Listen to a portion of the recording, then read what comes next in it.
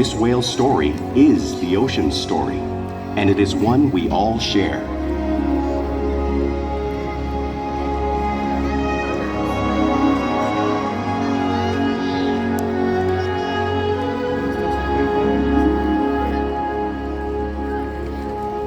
Welcome to SeaWorld's Orca Encounter. My name is Marissa, and I'm honored to introduce you to this intriguing and majestic animal.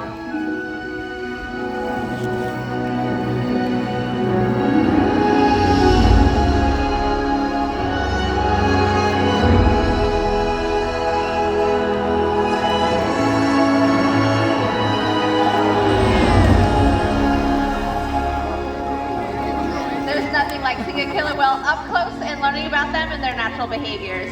We hope today's Orca Encounter gives you a better understanding of these animals and all that they represent.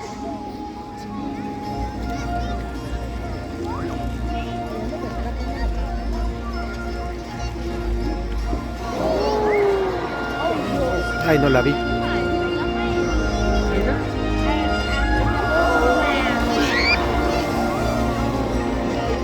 Suavidad.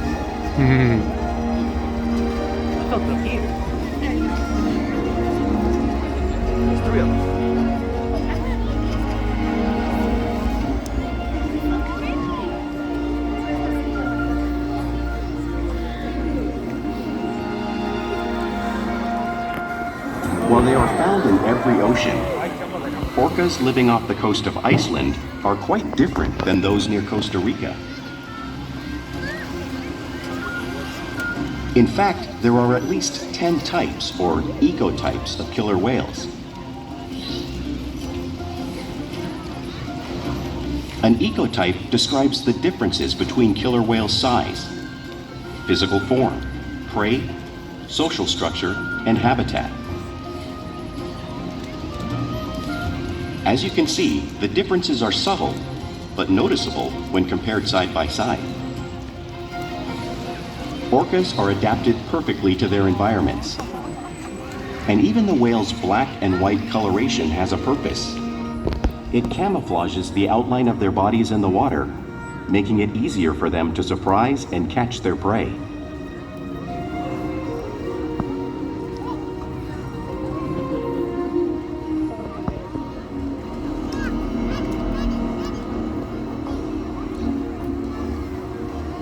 When viewed from above, the black of the whale blends in with the dark depths of the ocean.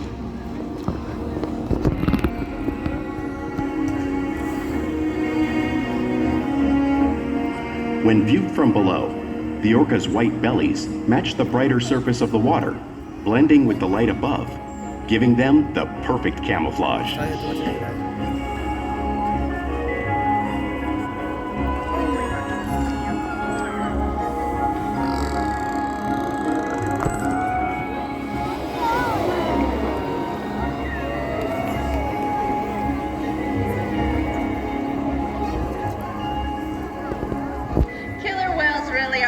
Wonder. And my friend Kaika here is going to help me show you some other physical characteristics.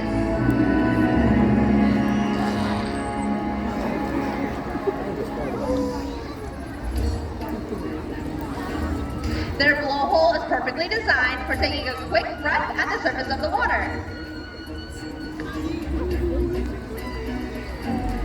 Even their eyes work to their advantage. It may look like they're in that white patch, but that's just a visual distraction. Their eyes are located in the black area in front of that white patch, camouflage from thrashing prey. The fin on top of the whale is called the dorsal fin. This is for stabilization and regulating body temperature. It does not have any bone or muscle, so sometimes you'll see it curve over, just like Kaika. The flippers on either side of the whale are called pectoral flippers. These are for steering and stopping, and they have 5 bony digits, just like in the human hands.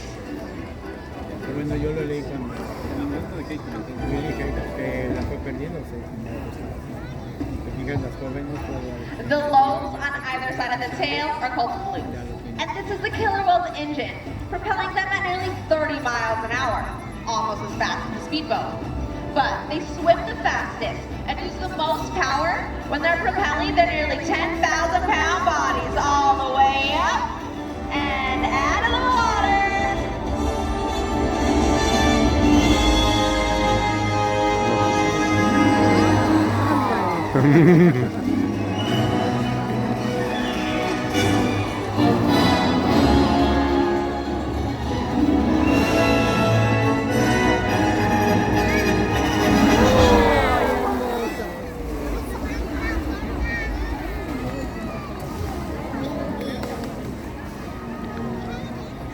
Killer whales are highly social animals with a well-defined social structure. An orcapod is always led by a female. Though just half the size of her male counterpart, she is in charge. It's all about attitude, not size. Because they live and work as a group, orcas need to communicate with sounds and body language. Orcas use clicks for echolocation or navigation.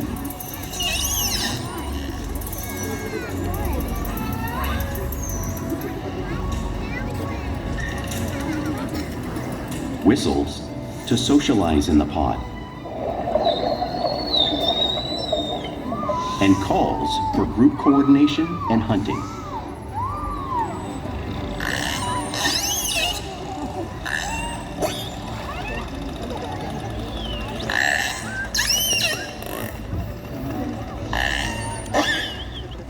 Vocal development studies here at SeaWorld show that early on, calves learn vocalization from their mothers.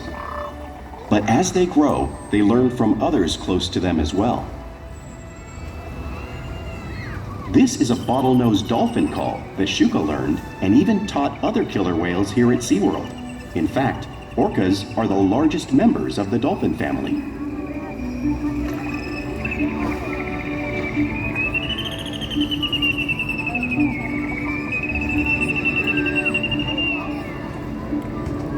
Whales here and in the wild use vocalization to communicate all the time.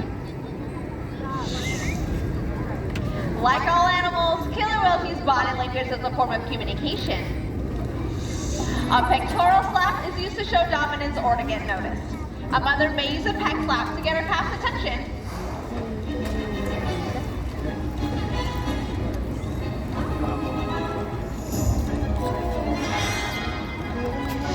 But when they really want to be heard, they breathe.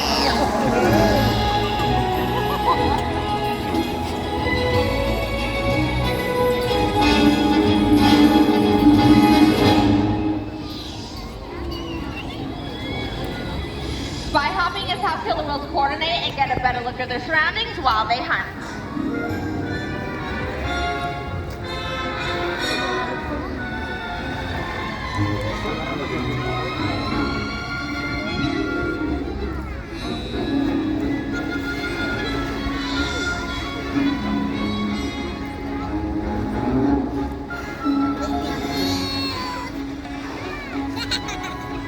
Fluke flaps are also a form of communication used by killer whales out in the wild and right here at SeaWorld.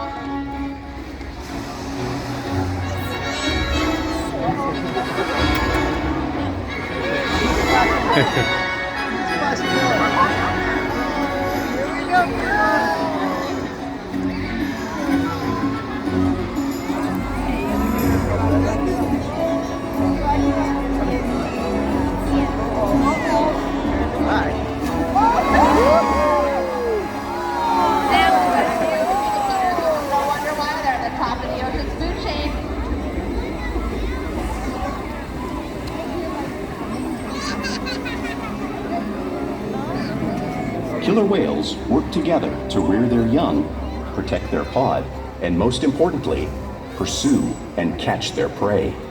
Every day they cooperate to survive in the wild oceans of the world. The orca's hunting techniques are as varied as the whales themselves. Norwegian killer whales will circle herring, herding them together. The whales use sounds to coordinate with each other and to disorient the herring. With the fish confused and contained, the whales stun them with their powerful tail flukes, making for an easy meal.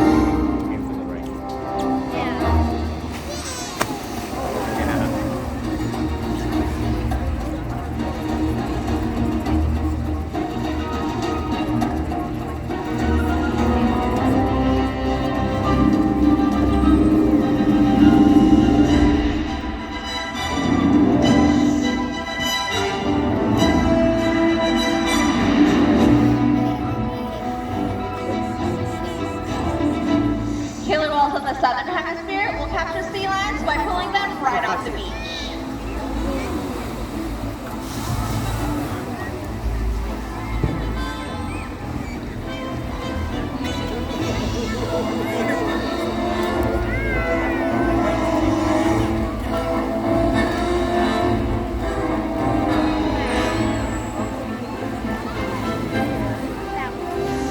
Arctic orcas will create waves that splash over floating ice, knocking unsuspecting seals right into the water. You can see this wave-making technique in front of you, demonstrating one of the many impressive and complex hunting behaviors killer whales have developed all over the world.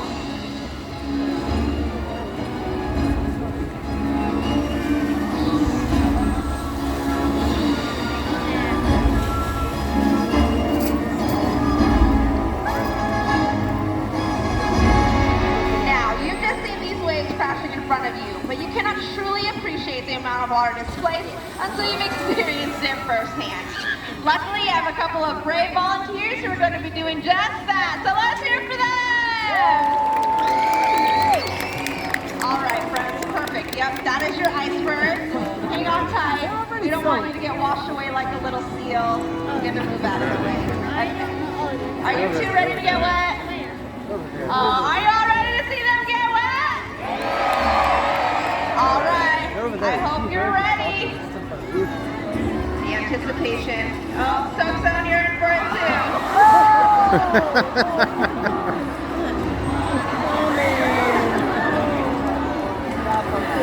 Nice job, guys. You played out 50 degrees salt water like some champs. Let's hear it for them. There's some other brave volunteers.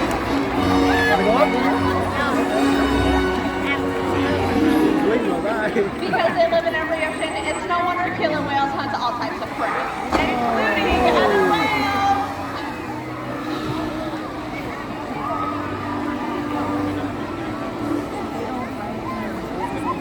The blue whale on the screen is the largest animal on Earth. It is 5 times longer and 50 times heavier than a killer whale.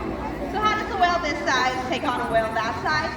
Well, it's all because they're the ultimate team players.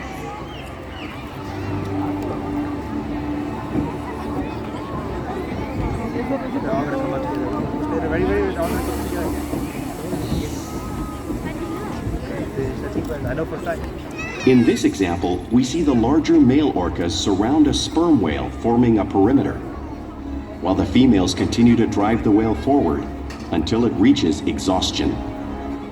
The calves then move in to join the adults in the group. Whatever their prey, killer whales always cooperate and hunt together, making them a highly successful predator.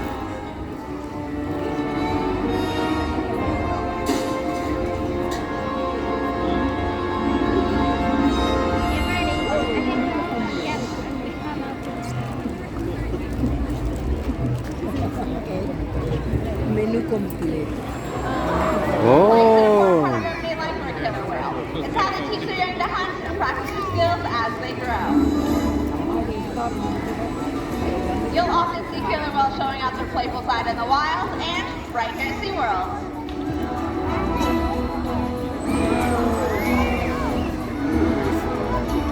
Porpoising is when they swim really fast at the surface, breaking out of the water just briefly.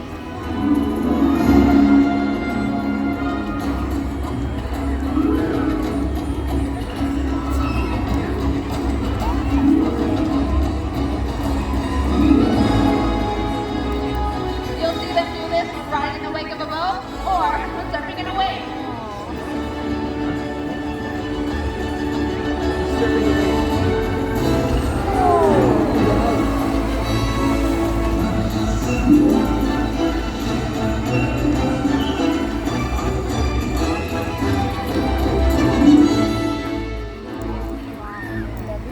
Killer whales love to be touched and will rub their bellies on rocks whenever they can. We see our whales do this here just like the whales in British Columbia.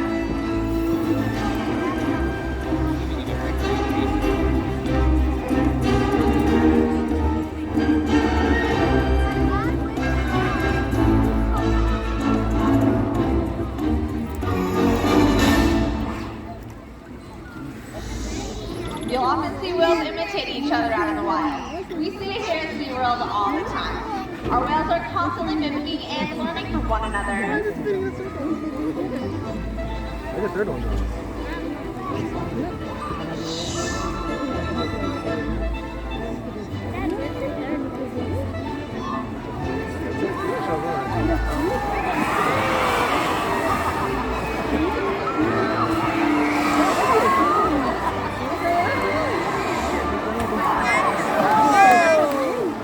Now, playful behavior has its purpose. A tailwind is used when hunting sunfish. But I have a feeling these whales might just be stunning all of you.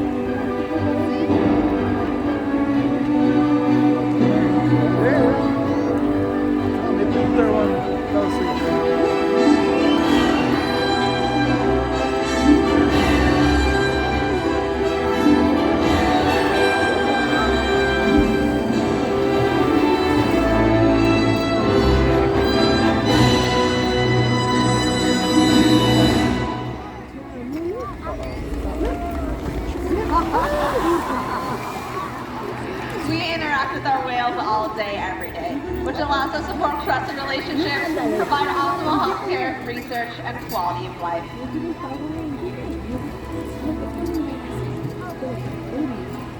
All of our whales take an active role in their own health and well-being.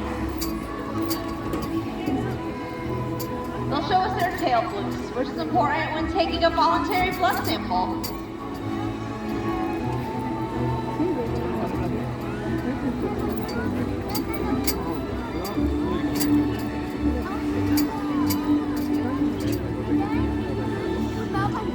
They'll slide onto a scale so we can monitor and track their weight, just like you see Orca doing in this video.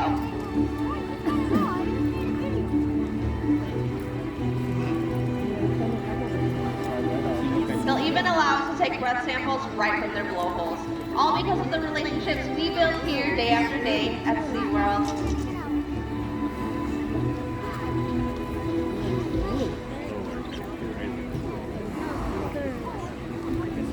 And now I'd like to introduce you all to a very special whale. Everyone, let's hear it for Orchid! Orchid is one of the 4 females we have here, and we hope that by meeting her here today, she's inspired you to make positive actions in her life to help conserve her and her wild counterparts. Everyone, let's hear it one more time for Orchid and the rest of her pod!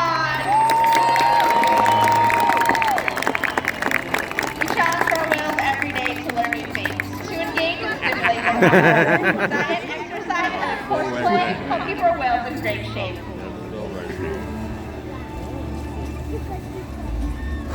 The whales here at SeaWorld have helped killer whales in the wild by participating in many research studies.